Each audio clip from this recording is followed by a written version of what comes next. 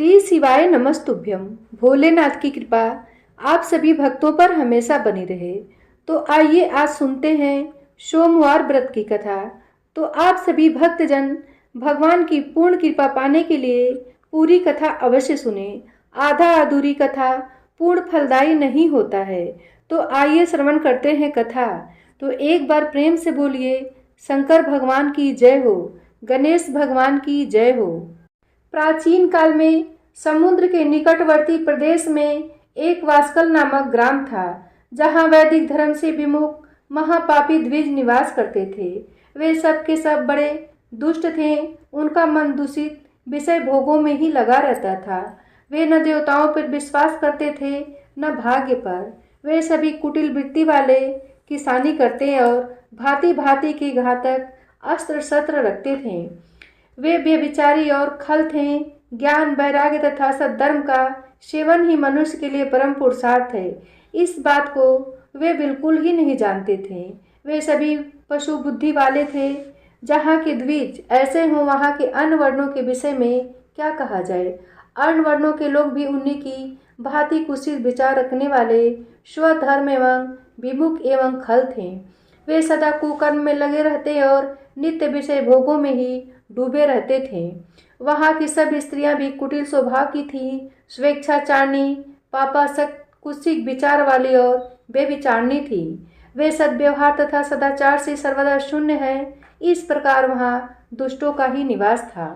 उस वास्कल नामक ग्राम में किसी समय एक बिंदुक नामधारी ब्राह्मण रहता था। वह बड़ा अधम था, दुरात्मा और महापापी था। यद्यपि उसकी स्त्री बड़ी सुंदरी थी, तो भी वह कुमार्ग पर ही चलता था। उसकी पत्नी का नाम चंचुला था। वह सदा उत्तम धर्म के पालन में लगी रहती थी, तो भी उसे छोड़कर वह दुष्ट ब्राह्मण वैश्यागामी हो गया था। इस तरह कुकर्म में लगे हुए उस बिंदु के बहुत वर्ष व्यतीत हो गए। उसकी स्त्री चंचुला काम से पीड़ित होने पर भी स्वधर्म नाश के भय से क्लेश सह कर भी दीर्घ काल तक अपने धर्म से भ्रष्ट नहीं हुई, परंतु दुराचारी पति के आचरण से प्रभावित हो आगे चलकर वह स्त्री भी दुराचारणी हो गई। इस तरह दुराचार में डूबे हुए उन मूढ़ चित्त वाले पति पत्नी का बहुत सा समय व्यर्थ बीत गया। तदंतर शूद्र जाति वैश्या का पति बना हुआ वह दूषित बुद्धि वाला दुष्ट ब्राह्मण बिंदुक समय अनुसार मृत्यु को प्राप्त हो नरक में जा पड़ा। बहुत दिनों तक नरक के दुख भोग कर वह मूढ़ बुद्धि पापी विंध्य पर्वत पर भयंकर पिशाच हुआ। इधर उस दुराचारी पति बिंदु के मर जाने पर वह मूढ़ हृदया चंचुला बहुत समय तक पुत्रों के साथ अपने घर में ही रही। एक दिन दैव योग से किसी पुण्य पर्व के आने पर वह स्त्री भाई बंधुओं के साथ गोकर्ण क्षेत्र में गई। तीर्थ यात्रियों के संग से उसने भी उस समय जाकर किसी तीर्थ के जल में स्नान किया। फिर वह साधारणतया मेला देखने की दृष्टि से बंधुजनों के साथ यत्र तत्र घूमने लगी। घूमती घामती किसी देव मंदिर में गई और वहां उसने एक दैवज्ञ ब्राह्मण के मुख से भगवान शिव की परम पवित्र एवं मंगलकारिणी उत्तम पौराणिक कथा सुनी। कथावाचक ब्राह्मण कह रहे थे कि जो स्त्रियां पर पुरुषों के साथ व्यभिचार करती हैं, वे मरने के बाद जब यमलोक में जाती हैं, तब यमराज के दूत उनकी योनि में तपे हुए लोहे का परिग डालते हैं। पौराणिक ब्राह्मण के मुख से यह वैराग्य बढ़ाने वाली कथा सुनकर चंचुला भय से व्याकुल हो वहां कांपने लगी। जब कथा समाप्त हुई और सुनने वाले सब लोग वहां से बाहर चले गए, तब भयभीत नारी एकांत में शिव पुराण की कथा बाँचने वाले उन ब्राह्मण देवता से बोली। चंचुला ने कहा, ब्राह्मण, मैं अपने धर्म को नहीं जानती थी, इसलिए मेरे द्वारा बड़ा दुराचार हुआ है। स्वामिन, मेरे ऊपर अनुपम कृपा करके आप मेरा उद्धार कीजिए। आपके वैराग्य रस से ओतप्रोत इस आज के प्रवचन को सुनकर मुझे बड़ा भय लग रहा है। मैं कांप उठी हूँ और मुझे इस संसार से वैराग्य हो गया है। मुझ मूढ़ चित्त वाली पापिनी को धिक्कार है। मैं सर्वथा निंदा के योग्य हूँ, कुत्सित विषयों में ही फंसी हुई हूँ और अपने धर्म से विमुख हो गई हूँ। हाय, न जाने किस किस घोर कष्टदायक दुर्गति में मुझे पड़ना पड़ेगा, और वहाँ कौन बुद्धिमान पुरुष कुमार्ग में मन लगाने वाली मुझ पापिनी का साथ देगा। मृत्यु काल में उन भयंकर यमदूतों को मैं कैसे देखूंगी, जब वे बलपूर्वक मेरे गले में फंदे डालकर मुझे बांधेंगे, तब मैं कैसे धीरज धारण कर सकूंगी। नरक में जब मेरे शरीर के टुकड़े टुकड़े किए जाएंगे, उस समय विशेष दुख देने वाली उस महायातना को मैं वहाँ कैसे सहूंगी। हाय, मैं मारी गई, मैं जल गई, मेरा हृदय विदीर्ण हो गया और मैं सब प्रकार से नष्ट हो गई, क्योंकि मैं हर तरह से पाप में ही डूबी रही हूँ। ब्राह्मण, आप ही मेरे गुरु, आप ही माता और आप ही पिता हैं। आपकी शरण में आई हुई मुझ दीन अबला का आप ही उद्धार कीजिए, उद्धार कीजिए। सूत जी कहते हैं, शौनक, इस प्रकार खेद और वैराग्य से युक्त हुई चंचुला ब्राह्मण देवता के दोनों चरणों में गिर पड़ी। तब उन बुद्धिमान ब्राह्मण ने कृपा पूर्वक उसे उठाया और इस प्रकार कहा। ब्राह्मण बोले, नारी, सौभाग्य की बात है कि भगवान शंकर की कृपा से शिव पुराण की इस वैराग्य युक्त कथा को सुनकर तुम्हें समय पर चेत हो गया है। ब्राह्मण पत्नी, तुम डरो मत, भगवान शिव की शरण में जाओ। शिव की कृपा से सारा पाप तत्काल नष्ट हो जाता है। मैं तुमसे भगवान शिव की कीर्ति कथा से युक्त उस परम वस्तु का वर्णन करूंगा, जिससे तुम्हें सदा सुख देने वाली उत्तम गति प्राप्त होगी। शिव की उत्तम कथा सुनने से ही तुम्हारी बुद्धि इस तरह पश्चाताप से युक्त एवं शुद्ध हो गई है, साथ ही तुम्हारे मन में विषयों के प्रति वैराग्य हो गया है। पश्चाताप ही पाप करने वाले पापियों के लिए सबसे बड़ा प्रायश्चित है। सत्पुरुषों ने सबके लिए पश्चाताप को ही समस्त पापों का शोधक बताया है। पश्चाताप से ही पापों की शुद्धि होती है। जो पश्चाताप करता है वही वास्तव में पापों का प्रायश्चित करता है, क्योंकि सत्पुरुषों ने समस्त पापों की शुद्धि के लिए जैसे प्रायश्चित का उपदेश किया है, वह सब पश्चाताप से ही संपन्न हो जाता है। जो पुरुष विधि पूर्वक प्रायश्चित करके निर्भय हो जाता है, पर अपने कुकर्म के लिए पश्चाताप नहीं करता, उसे प्रायः उत्तम गति नहीं प्राप्त होती। परंतु जिसे अपने कुकृत्य पर हार्दिक पश्चाताप होता है, वह अवश्य उत्तम गति का भागी होता है। इसमें संशय नहीं है। इस शिव पुराण की कथा सुनने से जैसी चित्त शुद्धि होती है, वैसी दूसरे उपायों से नहीं होती। जैसे दर्पण साफ करने पर निर्मल हो जाता है, उसी प्रकार इस शिव पुराण की कथा से चित्त अत्यंत शुद्ध हो जाता है। इसमें संशय नहीं है। मनुष्यों के शुद्ध चित्त में जगदम्बा पार्वती सहित भगवान शिव विराजमान रहते हैं। इसमें वह विशुद्ध आत्मा पुरुष श्री श्याम सदाशिव के पद को प्राप्त होता है। इस उत्तम कथा का श्रवण समस्त मनुष्यों के लिए कल्याण का बीज है। अतः यथोचित मार्ग से इसकी आराधना अथवा सेवा करनी चाहिए। यह भगवत बंधन रूपी रोग का नाश करने वाली भगवान शिव की कथा को सुनकर फिर अपने हृदय में उसका मनन एवं निधि ध्यान करना चाहिए। इससे पूर्णतया चित्त शुद्धि हो जाती है। चित्त शुद्धि होने से महेश्वर की भक्ति अपने दोनों पुत्रों के साथ निश्चय ही प्रकट होती है। तत्पश्चात महेश्वर के अनुग्रह से दिव्य मुक्ति प्राप्त होती है। इसमें संशय नहीं है। जो मुक्ति से वंचित है उसे पशु समझना चाहिए, क्योंकि उसका चित्त माया के बंधन में आसक्त है। वह निश्चय ही संसार बंधन से मुक्त नहीं हो पाता। ब्राह्मण पत्नी, इसलिए तुम विषयों से मन को हटा लो और भक्ति भाव से भगवान शंकर की इस परम पावन कथा को सुनो। परमात्मा शंकर की इस कथा को सुनने से तुम्हारे चित्त की शुद्धि होगी और इससे तुम्हें मोक्ष की प्राप्ति हो जाएगी। जो निर्मल चित्त से भगवान शिव के चरणा बिंदु का चिंतन करता है, उसकी एक ही जन्म में मुक्ति हो जाती है। यह मैं तुमसे सत्य सत्य कहता हूँ। सूत जी कहते हैं, शौनक, इतना कहकर वे श्रेष्ठ शिव भक्त ब्राह्मण चुप हो गए। उनका हृदय करुणा से आर्द्र हो गया था। वे शुद्ध चित्त महात्मा भगवान शिव के ध्यान में मगन हो गए। तदंतर बिंदु की पत्नी चंचुला मन ही मन प्रसन्न हो उठी। ब्राह्मण का उक्त उपदेश सुनकर उसके नेत्रों में आनंद के आंसू छलक आए थे। वह ब्राह्मण पत्नी चंचुला हर्ष भरे हृदय से उन श्रेष्ठ ब्राह्मण के दोनों चरणों में गिर पड़ी और हाथ जोड़कर बोली, मैं कृतार्थ हो गई। पश्चाताप उठकर तत्पश्चात वैराग्य युक्त उत्तम बुद्धि वाली वह स्त्री जो अपने पापों के कारण आतंकित थी, उन महान शिव भक्त ब्राह्मण से हाथ जोड़कर गदगद वाणी में बोली। चंचुला ने कहा, ब्राह्मण, शिव भक्तों में श्रेष्ठ स्वामिन, आप धन्य हैं, परमार्थदर्शी हैं और सदा परोपकार में लगे रहते हैं, इसलिए श्रेष्ठ साधु पुरुषों में प्रशंसा के योग्य हैं। साधो, मैं नरक के समुद्र में गिर रही हूँ, आप मेरा उद्धार कीजिए, उद्धार कीजिए।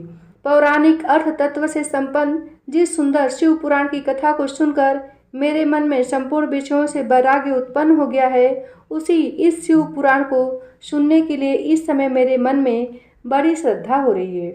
सूत जी कहते हैं, ऐसा कहकर हाथ जोड़ उनका अनुग्रह पाकर चंचुला उस शिव पुराण की कथा को सुनने की इच्छा मन में लिए उन ब्राह्मण देवता की सेवा में तत्पर हो गई और वहीं रहने लगी। तदंतर शिव भक्तों में श्रेष्ठ और शुद्ध बुद्धि वाले उन ब्राह्मण देव ने उसी स्थान पर उस स्त्री को शिव पुराण की उत्तम कथा सुनाई।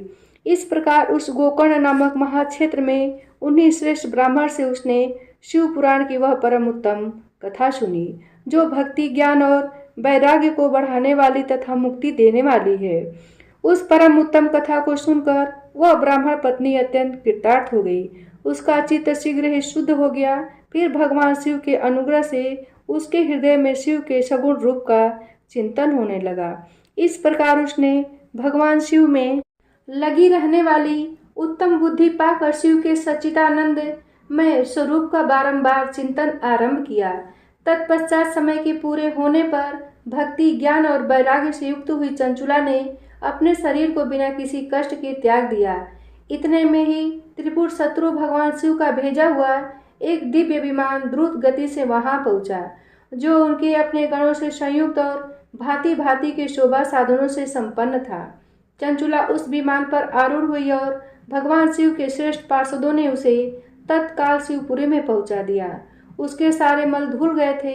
वह दिव्य रूप धारणी दिव्यांगना हो गई थी। उसके दिव्य अवयव उसकी शोभा बढ़ाते थे। मस्तक पर अर्धचंद्र का मुकुट धारण किए वह गौरांगी देवी शोभाशाली दिव्य आभूषणों से विभूषित थी। शिवपुरी में पहुंचकर उसने सनातन देवता त्रिनेत्रधारी महादेव जी को देखा। सभी मुख्य देवता उनकी सेवा में खड़े थे। गणेश, भृंगी, नंदीश्वर तथा वीरभद्रेश्वर आदि उनकी सेवा में उत्तम भक्ति भाव से उपस्थित थे। उनकी अंग कांति करोड़ों सूर्यों के समान प्रकाशित हो रही थी। कंठ में नील चिन्ह शोभा पाता था। 5 मुख और प्रत्येक मुख में 3 नेत्र थे। मस्तक पर अर्धचंद्राकार मुकुट शोभा देता था। उन्होंने अपने वामांग भाग में गौरी देवी को बिठा रखा था, जो विद्युत पुंज के समान प्रकाशित थी। गौरीपति महादेव जी की कांति कर्पूर के समान गौर थी। उनका सारा शरीर श्वेत भस्म से भासित था। शरीर पर श्वेत वस्त्र शोभा पा रहे थे। इस प्रकार परम उज्जवल भगवान शंकर का दर्शन करके वह ब्राह्मण पत्नी चंचुला बहुत प्रसन्न हुई। अत्यंत प्रीति युक्त होकर उसने बड़ी उतावली के साथ भगवान को बारंबार प्रणाम किया। फिर हाथ जोड़कर वह बड़े प्रेम, आनंद और संतोष से युक्त हो विनीत भाव से खड़ी हो गई। उसके नेत्रों से आनंद अश्रुओं की अविरल धारा बहने लगी तथा संपूर्ण शरीर में रोमांच हो गया। उस समय भगवती पार्वती और भगवान शंकर ने उसे बड़ी करुणा के साथ अपने पास बुलाया और सौम्य दृष्टि से उसकी ओर देखा। पार्वती जी ने तो दिव्य रूप धारणी बिंदु प्रिया चंचुला को प्रेम पूर्वक अपनी सखी बना लिया। वह उस परमानंद घन ज्योति स्वरूप सनातन धाम में अविचल निवास पाकर दिव्य शौक से संपन्न हो अच्छे सुख का अनुभव करने लगी। सूत जी बोले, शौनक, एक दिन परमानंद में निमग्न हुई चंचुला ने उमा देवी के पास जाकर प्रणाम किया और दोनों हाथ जोड़कर वह उनकी स्तुति करने लगी। चंचुला बोली, गिरिराज नंदिनी स्कंद माताओं में मनुष्यों ने सदा आपका सेवन किया है।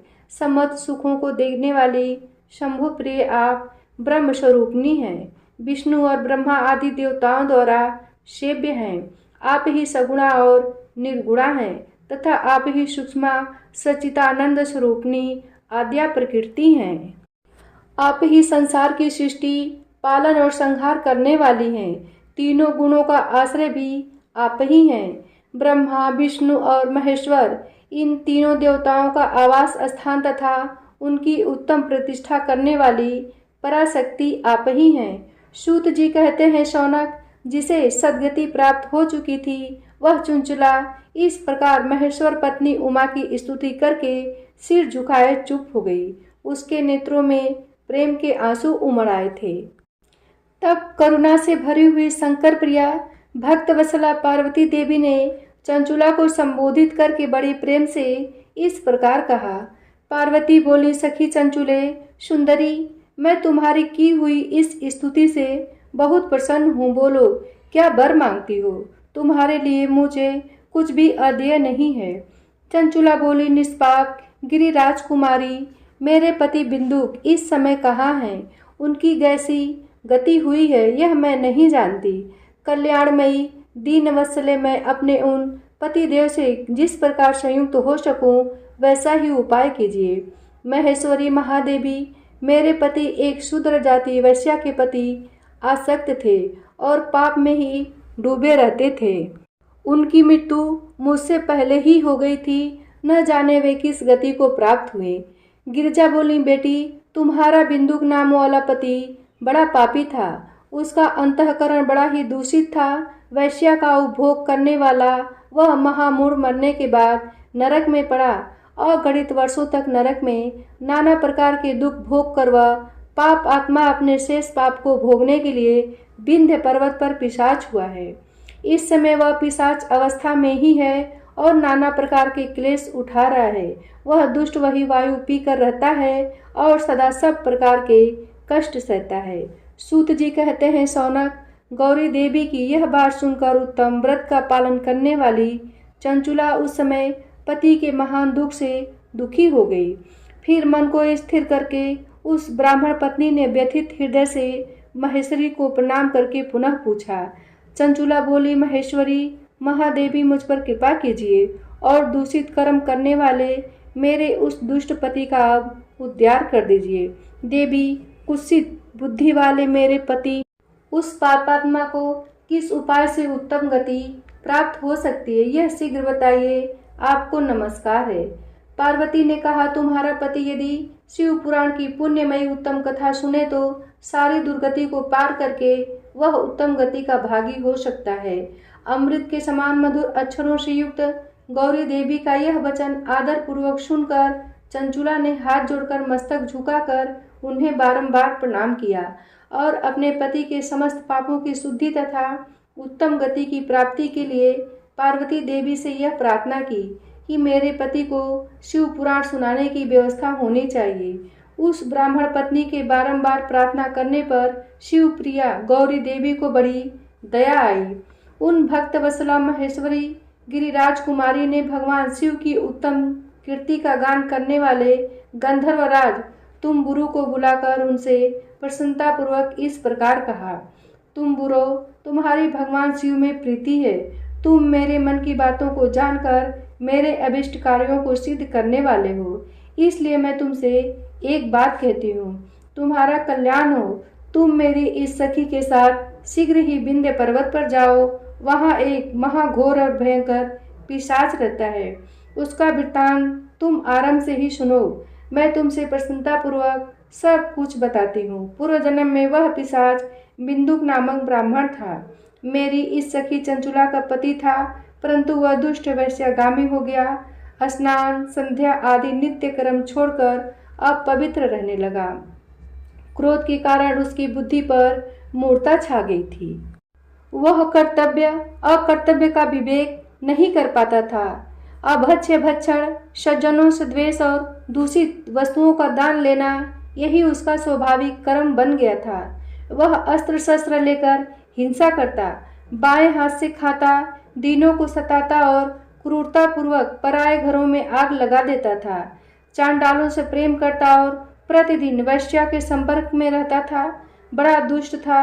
वह पापी अपनी पत्नी का परित्याग करके दुष्टों के संग में ही आनंद मनाता था। वह मृत्यु पर्यंत दुराचार में ही फंसा रहा। फिर अंतकाल आने पर उसकी मृत्यु हो गई। वह पापियों के भोग स्थान घोर यमपुर में गया और वहां बहुत से नरकों का उपभोग करके वह दुष्ट आत्मा जीव इस समय विंध्य पर्वत पर पिशाच बना हुआ है। वही वह दुष्ट पिशाच अपने पापों का फल भोग रहा है। तुम उसके आगे यत्नपूर्वक शिव पुराण की उस दिव्य कथा का प्रवचन करो जो परम पुण्यमयी तथा समस्त पापों का नाश करने वाली है। शिव पुराण की कथा का श्रवण सबसे उत्कृष्ट पुण्य कर्म है। उससे उसका हृदय शीघ्र ही समस्त पापों से शुद्ध हो जाएगा और वह प्रेत योनि का परित्याग कर देगा। उस दुर्गति से मुक्त होने पर बिंदुक नामक पिशाच को मेरी आज्ञा से विमान पर बिठाकर तुम भगवान शिव के समीप ले आओ। सूत जी कहते हैं, शौनक, महेश्वरी उमा के इस प्रकार आदेश देने पर गंधर्वराज तुम्बरु मन ही मन बड़े प्रसन्न हुए। उन्होंने अपने भाग्य की सराहना की। तत्पश्चात उस पिशाच की सती साध्वी पत्नी चंचुला के साथ विमान पर बैठकर नारद की प्रिय मित्र तुम्बरु वेगपूर्वक विंध्याचल पर्वत पर गए। जहाँ वह पिशाच रहता था वहाँ उन्होंने उस पिशाच को देखा। उसका शरीर विशाल था, ठोड़ी बहुत बड़ी थी। वह कभी हंसता, कभी रोता और कभी उछलता था। उसकी आकृति बड़ी विकराल थी। भगवान शिव की उत्तम कीर्ति का गान करने वाले महाबली तुम्बुरु ने उस अत्यंत भयंकर पिशाच को पांसों द्वारा बांध लिया। तदंतर तुम्बुरु ने शिव पुराण की कथा बांटने का निश्चय करके महोत्सव युक्त स्थान और मंडप आदि की रचना की। इतने में ही संपूर्ण लोकों में बड़े वेग से यह समाचार फैल गया कि देवी पार्वती की आज्ञा से एक पिशाच का उद्धार करने के उद्देश्य से शिव पुराण की उत्तम कथा सुनाने के लिए तुम्बुरु विंध्य पर्वत पर गए हैं। फिर तो उस कथा को सुनने के लोभ से बहुत से देवर्षि भी शीघ्र ही वहां जा पहुँचे। आदरपूर्वक शिव पुराण सुनने के लिए आए हुए लोगों का उस पर्वत पर बड़ा अद्भुत और कल्याणकारी समाज जुट गया।